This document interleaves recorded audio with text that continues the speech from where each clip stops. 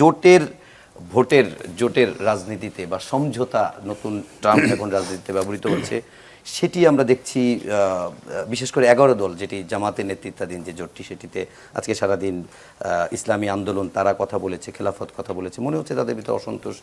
আপনি এই জোট মানে এই অসন্তোষ কেটে উঠে তারা দ্রুত নির্বাচনের পথে একজোটে হাঁটতে পারবে? তাদের যে নীতি এক বাক্স ভোট পলিসি, প্রথম সাফল্য তারা কিন্তু অর্জন করেছে।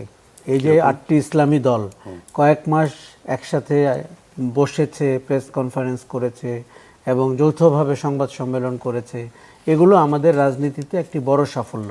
কেননা আমরা এই যে ইসলামকে ব্যবহার করে বা ইসলামের নামে যারা রাজনীতি করেন তাদের একে অন্যের প্রতি বিদ্বেষ এবং প্রতিহিংসাও আমরা দেখেছি অতীতে।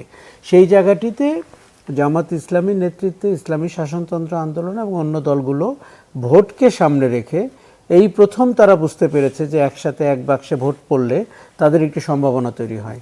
দ্বিতীয়, এই জোটের সাফল্য তৈরি হয়েছে 2-4 জন মুক্তিযোদ্ধাকে, যারা আবার বলেছেন যে জামাত এখন পরিচ্ছন্ন হতে শুরু করেছে, পরিশুদ্ধ হতে শুরু করেছে, 71-এর গন্ধ বা রক্ত তাদের গা থেকে হয়তো একটু কমছে। এটি জামাতের জন্য একটি বিরাট সাফল্য। তৃতীয় যেটি হয়েছে, এনসিপির মতো গণ অভ্যুত্থানে অংশগ্রহণকারী দল বা নেতৃত্ব দেওয়া দল, তাদেরকেও তারা দলে পেয়েছে। ফলে আপনি তো আর কি চান?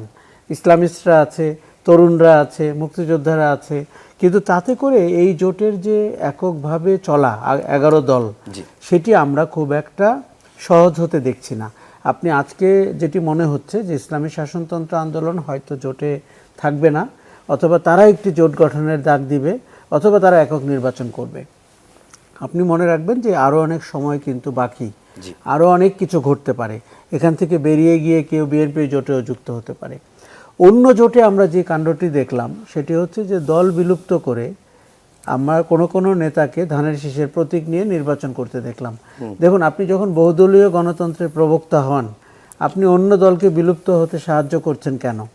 তাকে বরঞ্চ আপনি জোটের সঙ্গে করতে পারেন, সে তার প্রতীক নিয়ে দাঁড়াক। আমরা তো চাই বিএনপি, জামাত, এইসব দলের বাইরে আরও 10টি দল দাঁড়াক। তারাই তো চায় না। না, তারা চায় না। এখন তাহলে কেন চায় না? এই জন্য চায় না, সে রাজনীতি করে বড় হতে চাচ্ছে না, সে নেগোশিয়েট করে বড় হতে চায়, সে জোটের সঙ্গে হয়ে বড় হতে চায়। আপনাকে এতদিন তারা যেই রাজনীতির কথা বলেছে সেটি বাদ দিয়ে সে একটা ক্ষমতা কেন্দ্রিক রাজনীতির অংশ হয়ে চলে যেতে চায়।